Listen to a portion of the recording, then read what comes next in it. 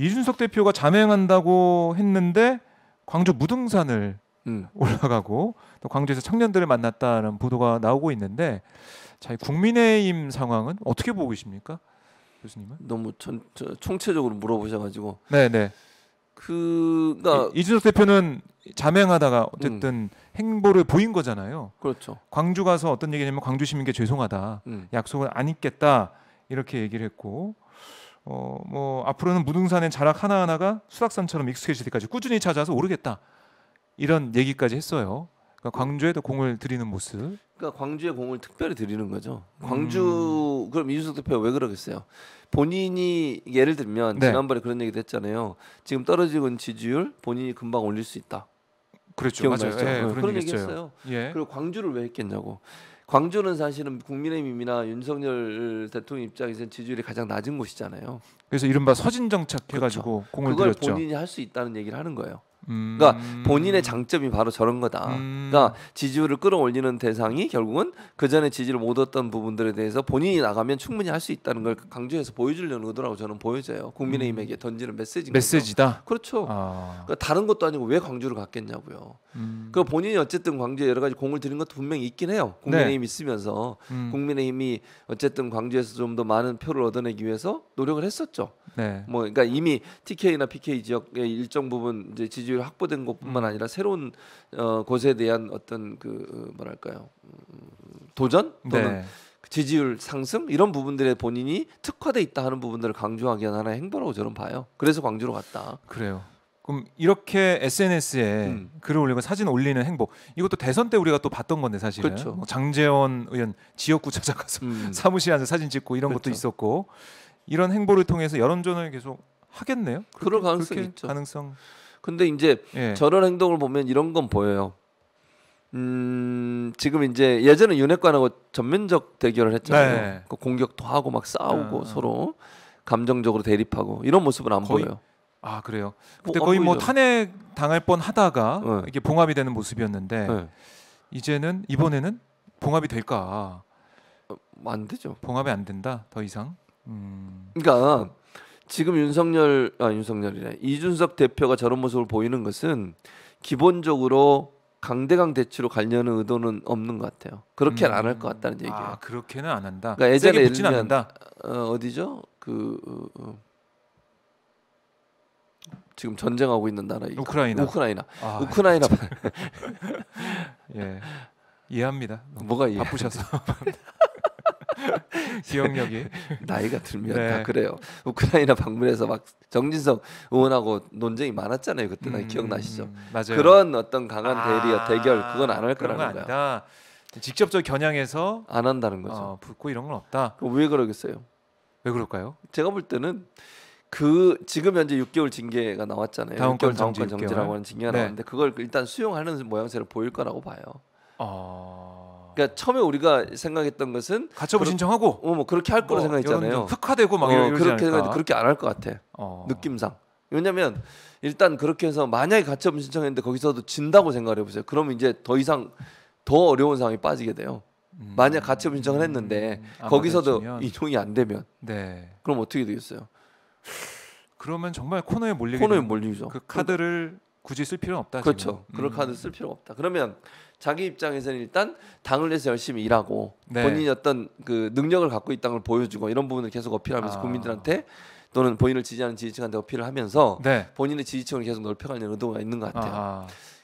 뭐 전국에는 두 가지의 목표가 있지 않겠나 하는 개인적인 생각인데 제 어떤 생각은 목표가 있을까요? 기본적으로는 지금 현재 각을 세우고 윤핵관들과 대결 구도를 갖고 윤석열 대통령과 각을 세우게 되면 본인의 수사에 영향을 받을 수 있다고 판단했을 수 있다. 그러니까 윤리 판단은 이미 나왔잖아요. 네. 수사기관은 아직 안 나왔어요. 그렇죠. 조사 중이죠. 근데 만약 수사의 내용에도 뭐 만약 문제가 있다, 처벌을 기소를 한다. 네. 그러면 이제 어떻게 되겠어요? 그럼 더 이상 정치하기가 어려워요.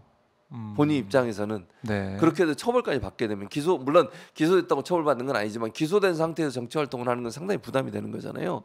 피하려고 하는 거죠.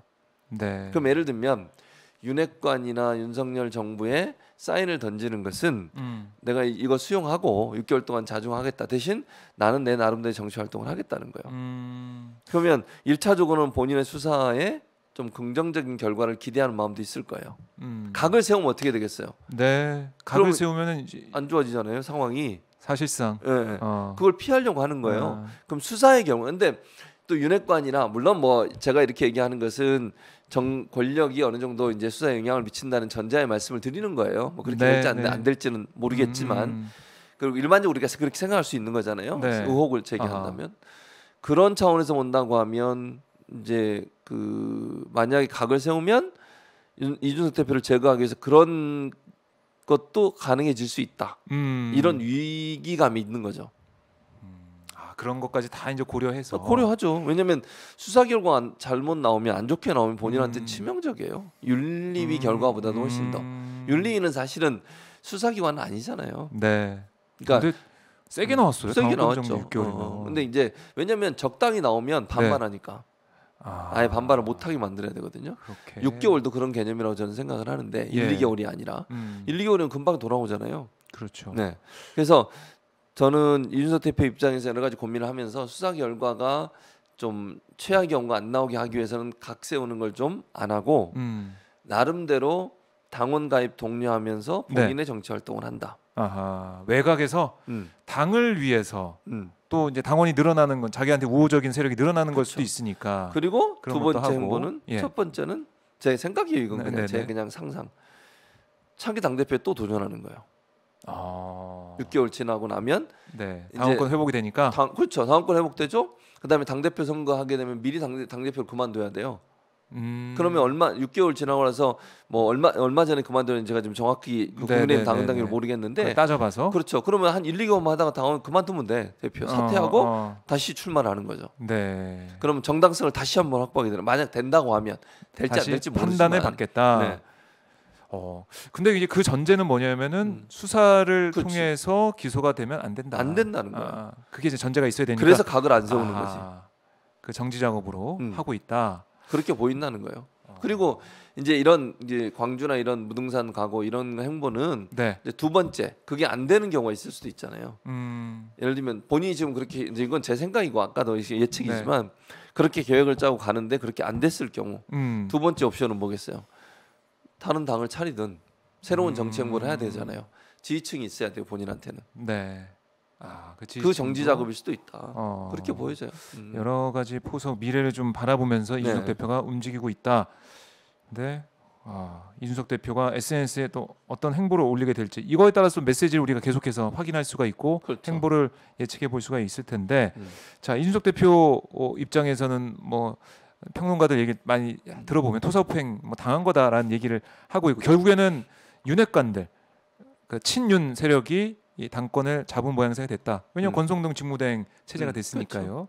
가는 건데 근데 또 윤핵관 사이에서도 분열이 일어나고 있다. 이런 지적도 있어요. 그러니까 장제원 의원과 이제 권성동 원내대표 사이 경쟁 관계죠, 사실. 경쟁 관계다. 저는 그렇게 봐요. 그러니까 두 사람 다 대표에 대한 당 대표에 대한 꿈이 있는 것이고 공천권을 갖고 있는 당 대표를 해야 되는데 어쨌든 둘 다 윤핵관이잖아요. 윤핵관이 돼야 되는 거예요. 그래야 다음 공천에서 윤석열 정부의 입김이 강하게 들어갈 수 있는 어떤 계기가 되는 거잖아요. 그렇게 해서 당을 윤석열화 하는 거죠, 한마디로 얘기하면. 윤석열화. 이제 그런 전략으로 간다고 저는 보기 때문에 윤핵관이 이제 당 대표를 해야 돼요. 누가 되든 윤핵관 중에 한 명은 당 대표 해야 된다. 해야 되는데 둘 다 마음이 있는 거예요. 그러니까 지난번 그 대통령하고 윤핵관들 모임에 안 갔잖아요. 장제원 의원이 초대를 받았음에도 불구하고 근데 의총에 참석을 안 했었어요. 의총도 안 왔고. 그리고 지역 가서 지역에 있는 사람들 엄청나 많은 사람들 모아가지고 등산도 하고. 그랬었잖아요. 그렇죠. 근데 그게 정치 활동인 거죠 결국은. 세를 불리는 거예요. 그리고 뭐 권성동 원내대표가 오늘 기자들한테 뭐 장제원 의원과 불화 없다, 뭐 통화도 한다 이렇게 얘기를 했는데. 이 의총도 안 오고 중진 의원 모임도 안 오고 이 안 오는 자체 이게 메시지 아닌가요? 사실? 그렇죠, 안 오는 것 자체가? 메시지죠. 선긋기 하겠다는 거예요. 지금은 권성동 원내대표는 임시 전당대회 안 된다는 거잖아요. 대행 체제로 하겠다. 대행 체제로 이제 사실 굳어진 거죠. 추인을 받은 셈이죠. 그렇죠. 근데 그 회의 과정에서 일부 이제 임시 전당대회 해야 된다. 김기현 전 원내대표도 그랬고 장제원 의원 측도 그랬을 거라고 저는 봐요. 왜냐하면 장제원 의원 입장에서는 이렇게 대행 체제로 가게 되면 누구한테 유리하겠어요? 대행을 맡고 있는 사람한테 유리해요. 권성동 원내대표가 대행이잖아요. 그렇죠. 그러니까 대표로 가는 하나의 길목에서 중요한 어떤 어드밴티지를 갖는 거잖아요. 아니 지금 대행이 대표야. 네. 그런 거잖아요. 대표죠. 대표 역할을 하다가 음. 그리고 대표에 나가. 그럼 더 유리하지 않겠냐는 거예요. 외부에 있는 것보다. 네. 그러니까 차라리 장제원 의원 입장에서는 본인이 대표에 도전하려면 권성동을 빼내고 네. 다른 사람이 관리형 비대위. 6개월 뭐 비대위나 아니면 이제 대표를 하는 걸 바라는 거지. 근데 뭐 10개월 정도 한다고 치겠습니다. 예컨대 네. 만약에 전당대회를 하게 되면 물론 이준석 대표가 물러나야 되겠죠. 사퇴하지 않으면 그게 불가능한 거니까. 그런 전제로 얘기를 하자면 10개월 정도 대표 하고 네. 그리고 전당대회 넘어가면 본인이 출마해도 충분히 가능성이 있다고 보는 거예요. 본인 대리인을 내세워서 또는 이런 것도 있을 수 있겠죠. 뭐 김기현 전 원내대표 같은 경우는 제가 볼 때 10개월 정도도 하고 싶어 하시는 것 같아요. 네. 느낌상. 그러니까 김기현 전 원내대표 같은 분들은 임시전당대회 하자고 얘기하잖아요. 안철수 의원도 물론 본인은 공천권이 있는 대표를 하고 싶겠죠. 근데 윤핵관들이 들어간다고 하면 본인 입장에서 그들과 경쟁하기 어려울 수 있어서 제가 볼 때는 이 기간 동안 10개월이라도 당대표 경력 쌓고 그리고 넘겨줄 가능성도 저는 있다고 봐요. 네. 기회가 된다고 하면. 당권에 도전하고 싶어하는 중진들이 많다. 그렇죠. 그리고 윤핵관들의 관계도 어떻게 만들어갈지 좀 봐야 될 것 같은데 장제원 의원과 권성동 이 직무 대행의 어떻게 보면 라이벌을 전이라고 할까요? 그렇죠. 이게 계속 이어질 수도 있겠네요. 계속 이어질 네. 거라고 저는 봐요. 그러니까 권성동 원내대표는 이 체제로 계속 가서 네. 쐐기를 받겠다. 그러니까 본인이 대표로서 역할을 6개월 하고 네. 그걸 계기로 해서 이제 실적도 내고 또 어느 정도 당도 장악하고 그리고 나서 바로 대표로 가는 그런 수순을 밟을 거라고 생각을 해요. 저는 그렇게 보고.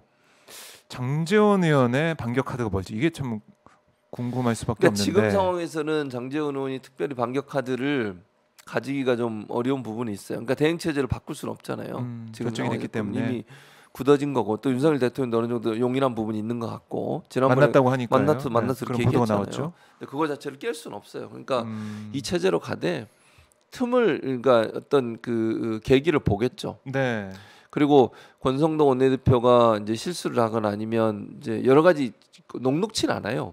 지금 이 상황. 그러니까 대행 체제가 일단 원구성해야 되잖아요. 네. 원구성 협상에서 어떤 결과가 나오느냐가 중요해요. 그렇지 않겠어요? 그렇죠. 그 대표 역할을 하면서 원구성 협상을 잘 이끌어서 국민의힘이 유리한 상황을 만들어내는 거냐. 성과를 내냐? 그렇죠. 그런 부분이 봐야겠네요. 중요하죠. 그다음에 이제 그 여러 가지 이제 어떤 일이 일어날지 모르니까 당 네. 내부에 분란이 일어나고 윤석 대표 갈등이 또 혹시나 부각이 되면 어. 권성동 원내대표는 상당히 어려운 상황이 될 수도 있죠. 그러면 기회를 이제 장제원 의원이 갖게 되는 것일 수도 있잖아요. 그러니까 이 장단점이 있다는 거죠. 권성동 원내대표 입장에서는 이번에 이 그 권한 대행을 잘하면 대표로서 이미 검증이 됐기 때문에 대표로 갈 수 있는 길이 잘 열리지만 네. 여기 제대로 안 하게 되면 어떻게 되겠어요? 아, 이 사람 안 되겠네 대표로서. 시험 때요, 시험 때 한마디로 그렇네요. 얘기하면.